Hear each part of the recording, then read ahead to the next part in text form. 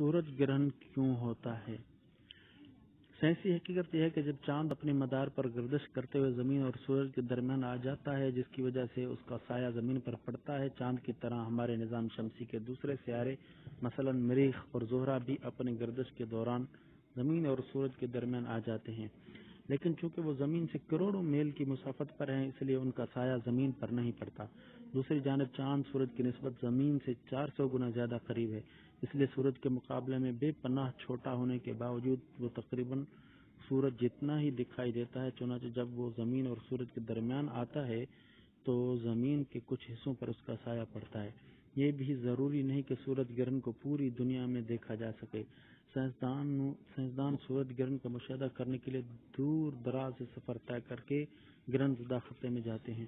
چاند اور زمین کے مدار بیضوی ہیں، اس لیے چاند کا زمین سے فاصلہ بدلتا رہتا ہے، اس لیے ہر دفعہ مکمل سورج گرہن نہیں ہوتا۔ مکمل سورج گرہن کے وقت چاند کا فاصلہ زمین سے نسبتاً کم ہوتا ہے۔ سورج کے مکمل چھپ جانے کی وجہ سے خطے میں نیم اندھیرا ہو جاتا ہے اور دن کے وقت ستارے نظر آنا شروع ہو جاتے ہیں، مگر یہ گرہن ایک مقام پر 7 منٹ 40 سیکنڈ تک ہی ہوتا ہے اور اکثر اس کا دورانیہ کم بھی ہوتا ہے۔ اس طرح جب چاند سورج اور کسوف کا معنی ہے سورج گرہن اور سورج گرہن کی نماز پڑھنے کا طریقہ۔ حضرت مغیرہ بن شعبہ رضی اللہ عنہ سے مروی ہے کہ حضور نبی اکرم صلی اللہ علیہ وسلم کے زمانے میں جس دن آپ کے صاحبزادے حضرت ابراہیم رضی اللہ عنہ کی وفات ہوئی تو سورج کو گرہن لگا۔ لوگوں نے کہا ابراہیم رضی اللہ عنہ کی وفات کی وجہ سے سورج گرہن لگا۔ حضرت عائشہ رضی اللہ عنہ بیان کرتی ہیں کہ اس پر نبی کریم صلی اللہ علیہ وسلم نے فرمایا ان الشمس والقمر آیاتان من آیات اللہ لا یخسفان لموت آدم ولا لحیاتی فاذا رأیتموها فافزعوا للصلاۃ۔ یہ مسلم اور بخاری کی روایت ہے۔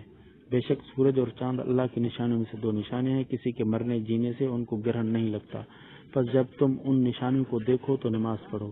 نماز کسوف کا طریقہ یہ ہے، جب سورج گرہن ہو تو چاہے کہ امام کے پیچھے 2 رکعتیں پڑھیں جن میں بہت لمبی قرات ہو اور رکوع سجدے بھی خوب دیر تک ہوں۔ 2 رکعتیں پڑھ کر قبلہ رو بیٹھے رہیں اور سورج صاف ہونے تک اللہ تعالیٰ سے دعا کرتے رہیں۔ سورج گرہن کی نماز کی نیت کرتا ہوں 2 رکعت نماز نفل کسوف شمس کی واسطے اللہ تعالیٰ کے پیچھے اس امام کا رخ میرا قبلے کی طرف اللہ اکبر۔ سورج گرہن کی نماز کی نیت کرتا ہوں 2 رکعت نماز نفل کسوف شمس کی واسطے اللہ تعالیٰ کے پیچھے اس امام کے رخ میرا قبلے کی طرف اللہ اکبر۔